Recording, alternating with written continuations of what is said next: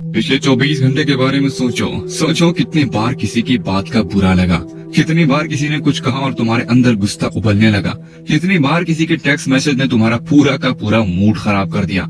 और अगर मैं तुमसे कहूँ कि तुम एक खुली तिजोरी की तरह हो जिसमें से कोई भी कभी भी आकर तुम्हारी एनर्जी चुरा ले जाता है, तो तुम मानोगे?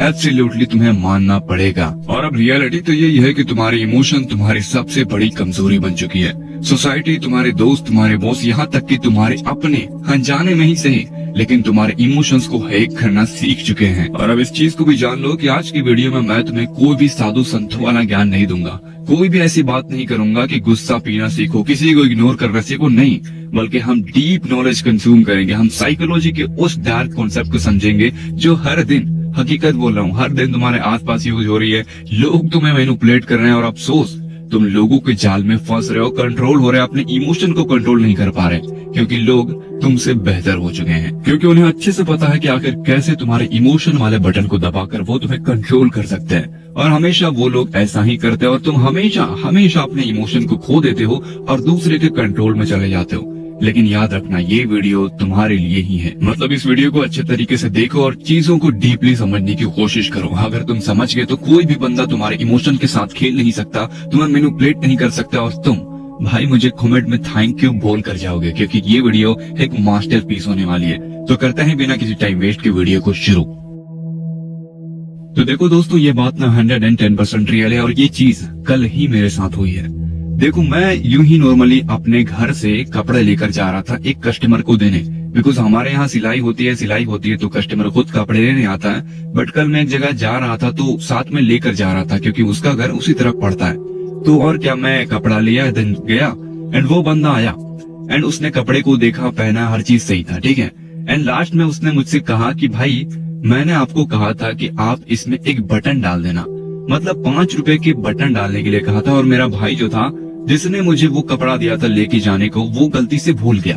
बस इतने में उसने बहस छेड़ दी कि अरे तुमने बटन कैसे नहीं भेजा, ऐसे है वैसे है, मैं तुम्हारा पैसा नहीं दूंगा, हर चीज। मतलब उसने मेरा कपड़ा रख लिया। एक तो कपड़ा 1750 रुपए का था, उसने बटन के चक्कर में पूरा कपड़ा रख लिया और भाग रहा है बाइक से, बोल रहा है नहीं मैं नहीं दूंगा पैसे। और अब वो बंदा मेरे भाई को कॉल कर गालियां दे रहा है, मतलब किसके लिए? 5 रुपए 10 रुपए के बटन के लिए। और अब इतने में ही पता है वो बाइक लेकर भागने लगा। तो मैंने उसके भाई को पकड़ लिया, नहीं तुम ऐसे कैसे भाग सकते हो बिना पैसे दिए, या फिर पैसा दो या फिर कपड़ा दो। तो वो क्या कहने लगा, नहीं दूंगा। मतलब उसने क्या किया पता है, जैसे लोग कॉलर पकड़ते हैं ना, तो इसने कॉलर पकड़ा मेरा, बोला कि नहीं दूंगा और हाथ उठाने लगा, मतलब मुक्का बांधा, उसने मारा नहीं। फिर मैं क्या किया पता है, वहां पर कोई नॉर्मल बंदा क्या करेगा, या तो तुरंत लड़ेगा या फिर डर जाएगा। लेकिन मैं, मतलब तुमने WWE देखा है, लोग कैसे एक दूसरे से इतने करीब होकर सटकर मतलब देखते हैं, ऐसा घूरते हैं कि मतलब पूछो मत, आज ही मार देंगे। तो वही सीन मेरे साथ था। मैं उसको देख रहा था, घूर रहा था, उसने हाथ उठाया हुआ था, लेकिन फिर मैं उसके मतलब आई कांटेक्ट इतना खतरनाक किया ना मैंने उसके साथ कि उसने हाथ छोड़ दिया। हाथ छोड़ने का मतलब जो मुक्का बांधा था उसने मुझे मारने के लिए, मतलब उसने वो हटा दिया, मैंने मतलब कॉलर जो पकड़ा था वो भी छोड़ दिया। देन उसके बाद क्या, मैंने अपने भाई को कॉल किया, फिर पूछा मैंने कि कपड़ा का पैसा लेना है या फिर नहीं लेना है, क्योंकि वहां पर अब मुझे भी थोड़ा थोड़ा गुस्सा आने लगा था। बट फिर भी मैंने अपने इमोशन को कंट्रोल रखा। मैंने उसे कुछ गाली भी नहीं दी, मैंने उसके ऊपर हाथ भी नहीं उठाया, बट वो आउट ऑफ कंट्रोल था। मतलब उसका इमोशन उसके पास था ही नहीं, बहुत बंदा गुस्सा हो रहा था, गाली गलौज कर रहा था, मतलब कह रहा था कि लड़ाई हो जाएगी ऐसे वैसे। फिर मैंने भी उसे क्लियरली बोला, मतलब मोटी आवाज में, अगर तुझे लगता है कि तू मुझे मार के जा सकता है तो लड़ सकता है। मतलब मैंने उसे ऐसा ही कहा, और ऐसा मतलब ये नहीं कि मैं उससे लड़ना चाहता हूँ, नहीं, मैं उसे डरा रहा था इनडायरेक्टली। जब आप किसी से नहीं डरते, आपका इमोशन आपके पास होता है, और मोटी आवाज में जब आप किसी से आई कांटेक्ट कर कहते हो कि नहीं डरता मैं तुमसे, तो सामने वाले की फट जाती है। अब इसके बाद फिर से मैंने कॉल किया, मेरे भाई से बात हुई, तो पता है ये बहस क्या कर रहा था कि देखो मैं पूरा पैसा नहीं दूंगा, मैं 1500 रुपए दे देता हूँ, 250 रुपया 200 रुपया बाद में दूंगा। मतलब 5-10 रुपए के बटन के लिए वो मुझसे 250 रुपए की उधारी करवा रहा है, ठीक है। तो अब क्या हुआ पता है, उसने गाड़ी स्टार्ट करी और भागने लगा, ठीक। तो मैंने क्या किया पता है, पीछे से मतलब दौड़ा इनडायरेक्टली, मतलब मैं भी क्या करूं, दौड़ना तो पड़ेगा, पैसे की तो बात है, हराम में तो किसी को जाने नहीं दे सकते, अगर डरोगे तो दुनिया तुम्हें डराएगी।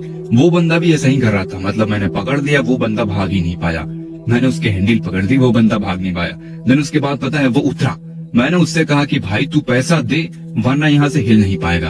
मतलब समझ रहे हो, थोड़ा सा और मोटी आवाज में बोली, थोड़ा सा आई कांटेक्ट करके बोला।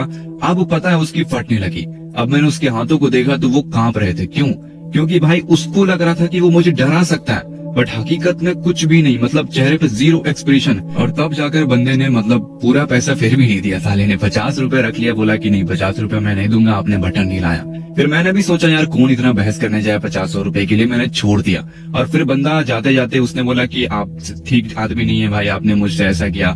मैंने बोला कि मैंने क्या किया, गाली आपने दी, हाथ आपने मुझ पर उठाया, मैंने तो कुछ किया ही नहीं है। मतलब फिर बंदा फिर अफसोस में क्या कर रहा पता है, हाथ जोड़े उसने, मुझसे प्रॉपर माफी मांगा कि भैया माफ कर दीजिए, गलती हो गई, वो मुझे गुस्सा आ गया था, ऐसा वैसा।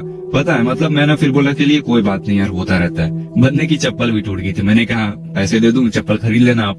मतलब फिर बोला नहीं भैया हो गया यार, आप तो अच्छे इंसान है, मैं क्या कहूँ, मुझसे ही गलती हो गई। मतलब उसने प्रॉपर माफी मांगी। और ये किस वजह से, 3 चीजों का यूज किया मैंने। पहला तो कॉन्फिडेंस, तीसरा डरना बिल्कुल भी नहीं, और क्या बोलते हैं इमोशन को कंट्रोल रखना, आउट ऑफ कंट्रोल मत होना यार, चाहे कैसी भी सिचुएशन आ जाए। मतलब वहां पर जो बंदे ने मुक्का उठाया था ना मुझे मारने के लिए, वो सच में मुझे मार भी सकता था। मतलब वो बहुत खतरनाक सीन था, बट वहां पर मैंने अपने डर को, इमोशन को कंट्रोल रखा, और वो बंदा मतलब क्या कहूँ बहुत ही आउट ऑफ कंट्रोल था। और अभी मैंने तुम्हें जितने भी बातें बताई वो कसम से सच बात है, और ये मेरे साथ कल ही हुई, इसलिए मैंने सोचा कि इमोशन कंट्रोल के ऊपर वीडियो बनाई ही जाए। देखो, और अब बात क्या आती है पता है कि तुम अपनी इमोशन को कंट्रोल कैसे कर सकते हो।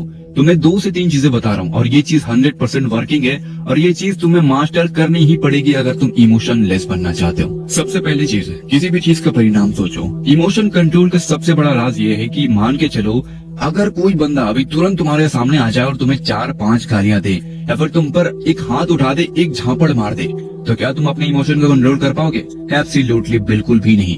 लिटरली तुम भी या तो लड़ाई करोगे या फिर गाली गलौज करोगे, 100% यही होने वाला है। लेकिन अगर तुम अपने इमोशन को कंट्रोल करते हो और खुद से कहते हो कि भाई अगर मैं इससे लड़ा, अगर मैंने इसको गाली दी, और अगर बात आगे बढ़ गई तो इसका परिणाम क्या होगा? या तो तुम दोनों लड़ोगे, एक दूसरे का सर फाड़ दोगे, दोनों जेल जाओगे, या फिर कोई एक जेल जाएगा। नुकसान या तो तुम्हारा ही होगा या फिर उसका होगा। इनडायरेक्टली इतना कहना चाहता हूँ कि परिणाम को सोचो। अगर मैंने इसका इमोशन अभी कंट्रोल नहीं किया तो मेरे साथ नुकसान क्या हो सकता है, फायदा क्या हो सकता है। मतलब पूरे के पूरे इमोशन कंट्रोल में ये जो परिणाम वाला बात है ना, हर जगह काम आएगी। मान के चलो तुम घर में हो, कोई अंकल, कोई रिश्तेदार या फिर कोई अंकल आए हुए हैं, वो तुम्हारी बुराई पे बुराई, बेइज्जती पे बेइज्जती कर रहे हैं, तुम्हारे मम्मी पापा के सामने, तुम्हारे सामने, फैमिली वालों के सामने। मतलब बहुत भयंकर बुराई चल रही तुम्हारी, और तब पता है गुस्सा कंट्रोल नहीं होता। मैं जानता हूँ इमोशन भी कंट्रोल नहीं होता, लेकिन तब खुद से सोचो यार, अगर तुम अंकल को कुछ उल्टी बात बोल दोगे तो क्या लोग तुम्हारा साथ देंगे? अरे पूरा का पूरा खानदान उजड़ जाएगा भाई। मतलब हर कोई तुम्हारे पीछे पड़ जाएगा कि तुमने बोला कैसे। मानता हूँ अंकल सही नहीं थे, मानता हूँ कि वो गलत थे, मानता हूँ कि वो तुम्हारी बेइज्जती कर रहे थे, लेकिन ये सोसाइटी, ये लोग, यहाँ के पेरेंट्स सब तुम्हारे अगेंस्ट हो जाएंगे, क्योंकि सबको पता है कि भाई फर्क नहीं पड़ता कि उन्होंने क्या बोला, गलती तुम्हारी ही मानी जाएगी। तो ऐसे ऐसे जगह पर खामोश रहना ही बेहतर है। ऐसे जगहों पर लंबी सांस लो, खुद को कंट्रोल करो, परिणाम को याद करो कि भाई अगर बोल दिया तो नुकसान अपना है। मैं जानता हूँ एक्सेप्ट नहीं होता, लेकिन करना पड़ेगा। और अगर तुम्हें ऐसे ऐसे अंकल को, ऐसे ऐसे लोगों को उनकी औकात दिखानी है ना, तो सक्सेस से दिखाओ, कुछ ऐसा करके दिखाओ जो उनके पास कोई जिंदगी भी करके नहीं हो सकती। जब तुम ये सब चीजें करते हो ना, तो भाई कसम से बहुत गंदा फील होगा सामने वालों को। अब मान के चलो कि अगर उन अंकल ने तुम्हारी एक टाइम पर बेइज्जती करी थी और उनके पास वैगनआर है, ठीक है वैगनआर, लेकिन अब अगर तुमने जी वैगन ले लिया और उनसे जाकर कहोगे उनके घर में आकर, अंकल चलते हैं क्या, कार में घूम कर आते हैं, बड़ी शानदार कार है, मजा आ जाएगा। मतलब जब तुम ये बात कहोगे ना प्यार से, सामने वाले को लगेगा कि महा कसम क्या हो गया यार। मतलब बहुत गंदा फील होगा। इंसानों को ऐसे बेइज्जती करो ना कि इज्जत भी दो, लेकिन अंदर से फट भी जाए उनकी। ये चीज अप्लाई करो अपनी लाइफ में, समझ रहे हो? मतलब किसी को गाली भी मत दो, मजाक भी मत उड़ाओ, प्यार से बोलो, लेकिन जलकर उनकी राख हो जानी चाहिए। ये जो इमोशन कंट्रोल में परिणाम वाला वर्ड है ना, ये हर जगह यूज होती है। अब मुझसे काफी लोग ये एक्सपेक्ट कर रहे होंगे कि भाई ये बंदा मुझे ये भी बता देगा कि मैं अपने गर्लफ्रेंड को कैसे बोलूं। तो देखो, मैं तुमसे एक बात कहना चाहता हूँ, उसने तो तुम्हें छोड़ दिया, ठीक है, एंड अगर तुम उसके बारे में सोच कर खुद का टाइम वेस्ट कर रहे हो, खुद की लाइफ बर्बाद कर रहे हो, नसें काट रहे हो, बार बार ऑनलाइन आ रहे हो, बार बार चेक कर रहे हो कि उसने अनब्लॉक किया कि नहीं, मैसेज किया कि नहीं, तो परिणाम देखो ना यार, खुद का नुकसान है कि नहीं। तुम बार बार देखते हो कि वो आएगी नहीं आएगी, आएगी नहीं आएगी, टाइम वेस्ट हो रहा है कि नहीं, अपनी लाइफ बर्बाद कर रहे हो कि नहीं, उसके चक्कर में झंड हो रहे हो कि नहीं, हो रहे हो ना। तो यही है परिणाम कि तुम उसके चक्कर में अपनी लाइफ बर्बाद कर रहे हो, अपनी जिंदगी, अपने माँ बाप की जिंदगी। तो इसलिए कहते हैं परिणाम देखो, चीजों को समझ जाओगे। बाकी इस चीज को अपनी लाइफ में मास्टर जरूर से कर लेना, क्योंकि ये कंसर्न से ये जिंदगी भर तुम्हारे काम आएगी। मिलते हैं नेक्स्ट वीडियो के साथ। आई होप की वीडियो पसंद आई हो या फिर नहीं भी आई हो, क्योंकि ये मेरी सबसे अलग वीडियो थी यार। नॉर्मली मैं ऐसी कभी वीडियो बनाता नहीं हूँ। बाकी मिलते हैं नेक्स्ट वीडियो के साथ, तब तक के लिए टाटा एंड बाय बाय।